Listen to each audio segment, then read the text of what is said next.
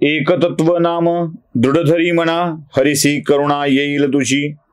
ते नाम सोपे रे रामकृष्ण गोविंद, वाचेसी सद्गद जपे आधी. नामा परते तत्व नाही रे अन्यथा, वाया आणि कपंथा जाशी झणी. ज्ञानदेवा मौन जपमाळ अंतरी, धरोणी श्रीहरी जपे सदा. रामकृष्ण हरी. नामस्मरणाने सगळी सुख प्राप्त होतात हे माऊली वारंवार सांगतात. म्हणजे हरिपाठाच्या एकूणच 27 अभंगाचं सार काय असेल तर एवढंच आहे की हरिपाठ करा, नामस्मरण करत राहा. नामस्मरणाने आपल्यावर त्या अनंताची अनंत कृपा राहते. आणि नामस्मरण खूप सोपं आहे. म्हणून या अभंगात सुद्धा माऊली म्हणतात, ते नाम सोपे रे रामकृष्ण गोविंद, ते नाम सोपे रे रामकृष्ण गोविंद, वाचेशी सद्गद जपे आधी. बघा, तुकाराम महाराजांनी खूप छान 2 ओळी लिहिल्या. कृपावंत किती दीन बहुत आवडती. देव किती कृपावंत असेल त्याला दीन, जो गरीब आहे, ज्याला गरज आहे, अशा माणसाची खूप आवड आहे. आणि त्या गरजू माणसाच्या गरजा पूर्ण करण्याचं काम पांडुरंग करतो. आता गरजू माणसाच्या गरजा हा शब्द वापरला की कोणत्या गरजा हा प्रश्न फार मोठा उपस्थित होतो. बघा, देव दिसण्याची गरज, देव दिसल्यावर वाटणारी गरज कोणती आहे ते बघितलं पाहिजे. आणि ती जी उरते ना ते पूर्ण करतो. एकनाथांनी खूप छान सांगितलंय, भक्ताची अनुमात्र व्यथा, भक्ताची अनुमात्र व्यथा क्षण एकन सावे भगवंता. इथे अणुमात्र म्हणजे अगदी अणु केवढा असतो तुम्हाला माहित आहे. बघा हो, इथे सुद्धा अणु आलाय बरं का. म्हणजे आम्हाला अणु हा शब्द माहीत नव्हता असं नाही. म्हणजे एकनाथी वाङ्मयात तो आलाय म्हणजे कितीशे वर्ष आधी असला पाहिजे याचा अंदाज आपल्याला येऊन जातो. म्हणजे आम्ही अणुपासोनी ब्रह्मांडा एवढा होत जात असे हा शब्द सुद्धा वापरलेला आहे. म्हणजे याचा अर्थ कणाद महर्षींच्या पासून एकनाथांच्या पर्यंत अणु या शब्दाचा वारंवार वापर झालेला आहे. त्यामुळं अणूचा शोध लावणारा कोण याविषयीची वेगळी चर्चा करता येऊ शकेल. चला जाऊ द्या, त्यावर आपल्याला फार आत्ता बोलायचं नाहीये. पण अणु म्हणजे अगदी छोटा अंश इतकी व्यथा सुद्धा भगवंताला सहावत नाही त्याच्या भक्ताची. गरज कोणती हे लक्षात आलं पाहिजे. आणि व्यथा कोणती असते? नको देवराया अंत आता पाहू, प्राण हा सर्वथा फुटोबा. व्यथा एकच आहे, नको देवराया अंत आता पाहू, प्राण हा सर्वथा फुटोबा. व्यथा कशी आहे बघा, हरिणीचे पाडस व्याघ्रे धरी येले, मजलागी झाले तैसे आता. याला म्हणायचं व्यथा, याला म्हणायची आवश्यकता, याला म्हणायचं गरज. आणि पांडुरंग ती पूर्ण करतो. ही व्यथा जशी आहे ना की नको देवराया अंत आता पाहू, माऊलीचा पुढचा शब्द इथे कळतो या अभंगातला, वाचेशी सद्गद जपे आधी. अशी गदगदून आली पाहिजे आतून भावना. नुसता जप नाही जमत. जप खूप सोपा आहे. म्हणजे तुम्ही बाकीच्या भक्ती प्रकार बघा. तुम्हाला भजन करायचं आहे, भजनाला लागले गळा हवा, सूर हवा, ताल हवा, संगीत हवं, पेटी हवी, मृदंग हवा, टाळ हवा, चिपळ्या हव्यात. म्हणजे भजनासोबत आणखी काही लोक तर आलीच आली, परावलंबित्व आलंच आलं. पण अजून एक गुण असणं आवश्यक आहे, तो म्हणजे कला हवी, सूर हवा, आवाज हवा, गाण्याविषयीचं ज्ञान हवं, मुख्य म्हणजे गळा हवा. तुम्हाला कीर्तन करायचं आहे तर कीर्तनात व्यासंग हवा ना, शास्त्रांचा अभ्यास हवा. शास्त्रांच्या अभ्यासाशिवाय कीर्तन करता येत नाही.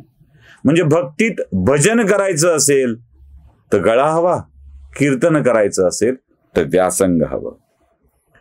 ध्यान भक्ती करायची असेल तर वृत्तीतला निरोध हवा. सगळ्या मोहापासून दूर होऊन निवृत्त होऊन ध्यान धरायला हवं. तेही कठीण आहे, फार भल्या भल्याला जमत नाही. स्तोत्र पठन करावं, पाठांतर हवं, उच्चारांची शुद्धता हवी, हो की नाही. म्हणजे एक स्तोत्र म्हणायचंय आणि काहीतरी भलताच उच्चार झाला, मग काय करणार. मनोजवम मारुतुल्य वेगम जितेंद्रियम बुद्धिमताम वरिष्ठम. आता बुद्धिमतांच्या ऐवजी बुद्धिभ्रष्टम वरिष्ठम म्हटलं तर तो बुद्धिभ्रष्टातला वरिष्ठ आहे का. शुद्धता हवी, पाठांतर हवं. म्हणजे स्तोत्र पठण सुद्धा काठिण्याच्या पातळीवरचं आहे. भजन करा, कीर्तन करा, ध्यान करा, स्तोत्र पठन करा, काहीही म्हणा, हे काठिण्याच्या पातळीवरचं. सोपं काय आहे. नामस्मरण. यात गळा लागत नाही, यात शास्त्रांचा अभ्यास लागत नाही, यात सगळ्या वृत्तीतून निवृत्त होऊन निरोध करून भागत नाही, गरज नाही. पाठांतराची गरज नाही, शुद्धतेची गरज नाही. नामस्मरण खूप सोपं आहे.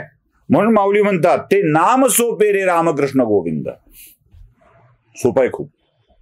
पण याच्यामध्ये एक गोष्ट मात्र आवश्यक आहे. फूल उमलताना बघितलंय कधी. कसं उमलतं फूल. आतून उमलतं. अशी ती सुमनकलिका, अशी आतून अशी मिटलेल्या पाकळ्याने ती सुमनकलिका असते आणि तिच्या उमलण्याचा प्रकार सुरू झाला की ती आतून उमलू लागते. हळूहळू हळूहळू हळूहळू आपल्या अनेक पाकळ्यांना मुक्त करत, आपल्या आतल्या परागकणांना मुक्त करत ती उमलू लागते आणि एक सुंदरसं फूल तयार होतं. आतून उमलतानाची प्रक्रिया, कमलदलाची आतून उमलतानाची प्रक्रिया, सुमन कलिकेची आतून उमलण्याची प्रक्रिया समजून घेत आहे. तशी ती नामस्मरणातील उत्कट भावना आतून आली पाहिजे. रामकृष्ण गोविंद म्हणताना नुसतं तोंडातून रामकृष्ण गोविंद, जिभेचा आणि तोंडातून निघणारा आवाज नकोय. तो इथून यावा, तो इथून यावा, तो इथून यावा. आतून जशी कळी उमलते ना, तसे रामकृष्ण गोविंदाविषयीचे भाव आपल्या मनातून उमटायला हवेत. ती आर्तता हवी. ईश्वराविषयीचं प्रेम हवं. वाणी सद्गदित व्हायला हवी. आणि असं केलेलं नामस्मरण, सात्विकतेनं केलेलं नामस्मरण देवाला आवडतं. म्हणून मी उदाहरण सांगितलं होतं. कोणतं. नको देवराया अंत आता पाहू, प्राण हा सर्वथा फुटो पाहे. प्राण हा सर्वथा फुटो पाहे. हरिणीचे पाडस व्याघ्रे धरी येले, मजलागी झाले तैसे आता. हे कानोपात्रेच्या मनात जी भावना होती ना, ती भावना, ती आर्तता आपल्या मनात यायला. माऊलींची पुढची ओळ फार छान आहे. माऊली म्हणतात ज्ञानदेवा मौन जपमाळ अंतरी, धरोणी श्रीहरी जपे सदा. मौन आणि जपमाळ कुठे. अंतरी. जपाचे वेगवेगळे प्रकार आहेत. 3 तर स्पष्टपणे कळतात. एक वाचिक जप, जोरजोऱ्यात रामकृष्ण हरी रामकृष्ण हरी रामकृष्ण हरी रामकृष्ण हरी असं म्हणणारी, जोरजोऱ्यात म्हणणारी अनेक माणसं आहेत. जोरजोऱ्यात सतत जप करत राहतात. दुसरा प्रकार आहे उपांशु जप, पुटपुटणे, रामकृष्ण हरी रामकृष्ण हरी रामकृष्ण हरी, पुटपुटणे. आणि तिसरा जप हा मानसिक जप. ओठ हलत नाही, पण जपमाळ अंतरी चालू असते. कायम अंतरात एकच नाद घुमत असतो, तो त्या रामकृष्ण हरीचा. मौन आहे. ज्ञानदेवा मौन जपमाळ अंतरी. तोंडातून निघत नाहीये, पण जपमाळ मात्र अखंड चालू आहे. कारण सात्विकता आतून उघलून आलेली आहे. आर्तता आहे, प्रेम आहे आणि सद्गदित झालेली वाणी आहे. त्याचं नाव घेताना डोळे झरायला लागतात. अपसुक त्यातून पाणी बाहेर यायला लागतं.